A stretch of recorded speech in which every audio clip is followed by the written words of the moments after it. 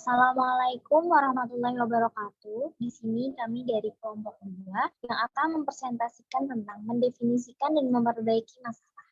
Baik, di sini saya sebagai moderator yaitu Delia Indriani dengan NPM 20110111021. Dan di sini saya bersama kedua rekan saya. Yang pertama ada Nati Ilmi dengan NPM 20110111022. Ada Aulia Oktaviani dengan NPM 20110111023. Tabel of context yang akan kami bahas yang pertama ada identifikasi area masalah, selanjutnya ada mempersempit masalah, lalu ada mengembangkan masalah yang baik, selanjutnya ada mengembangkan proposal penelitian, lalu ada implikasi marginal, dan yang terakhir yaitu peran etika pada tahap awal penelitian. Next. Materi yang pertama yang akan disampaikan oleh Nati Ilmi, kepada Nati saya persilahkan. Materi pertama, identifikasi area masalah. Penelitian awal. Identifikasi masalah adalah proses untuk menentukan apa saja yang menjadi bagian inti dari sebuah penelitian. Nah, langkah dari melakukan identifikasi masalah ada 3. Yang pertama, menemukan masalah yang ada, lalu mengidentifikasi sumber permasalahan, dan menciptakan kalimat permasalahan. Setelah mengidentifikasi area masalah yang luas, penelitian pendahuluan akan membantu peneliti untuk mendapatkan pemahaman yang lebih baik tentang masalah dan mempersempit masalah ke topik yang dapat diteliti untuk dipelajari. Meskipun sifat yang tepat dari informasi yang dibutuhkan untuk tujuan ini tergantung pada jenis masalah yang ditangani. Yang kedua, mempersempit masalah. Mempersempit masalah artinya melakukan penyederhanaan masalah yang ada, sehingga menghasilkan topik permasalahan yang layak untuk diteliti menggunakan penelitian pendahuluan. Nah, sifat dari informasi yang dapat dikumpulkan itu ada 2. Yang pertama, informasi latar belakang. Informasi yang dikumpulkan tentang faktor-faktor kontekstual yang relevan akan berguna untuk berbicara dengan para manajer dan karyawan lain di perusahaan dan mengangkat isu-isu yang sesuai dengan terkait masalah tersebut. Informasi kontekstual berupa sejarah perusahaan, karyawan, lokasi, struktur organisasi, dan lain-lain. Informasi kontekstual dapat diambil dalam metode primer dan sekunder.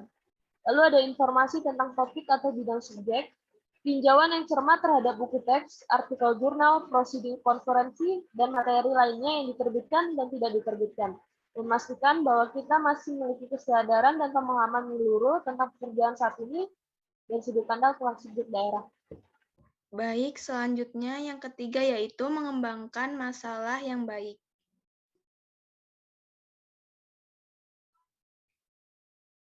Nah, muncul pertanyaan, seperti apa pernyataan masalah yang baik? Pernyataan masalah yang baik itu mencangkup pernyataan tentang tujuan penelitian dan pertanyaan penelitian. Pernyataan tujuan penelitian itu harus singkat, tetapi tetap mengomunikasikan dengan jelas fokus proyek yang sedang diteliti. Yang kedua yaitu memenuhi aspek perumusan pertanyaan dari masalah, kemudian berfokus pada objek penelitian, dan akhirnya keluarlah pertanyaan penelitian. Di sini ada 3 kunci kualitas pernyataan. Yang pertama yaitu relevan. Pernyataan masalah relevan jika bermakna dari perspektif manajerial, perspektif akademis, ataupun keduanya. Yang kedua yaitu layak. Pernyataan masalah yang layak jika peneliti mampu menjawab pertanyaan penelitian dalam batasan proyek penelitian. Yang ketiga yaitu menarik. Pernyataan masalah menarik bisa berasal dari penelitian yang menarik juga, yang termotivasi. Pada saat peneliti termotivasi selama seluruh proses penelitian itu mempresentasikan secara final dalam bentuk laporan. Selanjutnya, poin keempat yaitu mengembangkan proposal yang baik.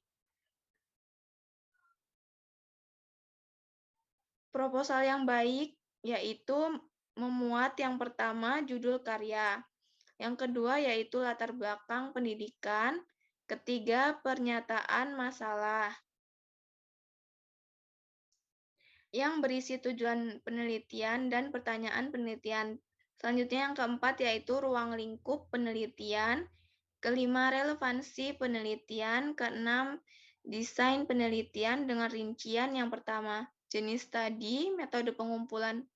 Yang kedua, metode pengumpulan data. Ketiga, desain pengambilan sampel. Dan keempat, analisis data. Selanjutnya yang ketujuh yaitu kerangka waktu penelitian. Dan kedelapan, anggaran. Selanjutnya, bibliografi yang dipilih. Baik, materi selanjutnya yaitu implikasi manajerial, yaitu memasukkan manajer membantu peneliti untuk menemukan area masalah yang luas dan untuk mempersempit masalah yang luas menjadi topik yang layak untuk penelitian. Masalah etis pada tahap awal penyidikan.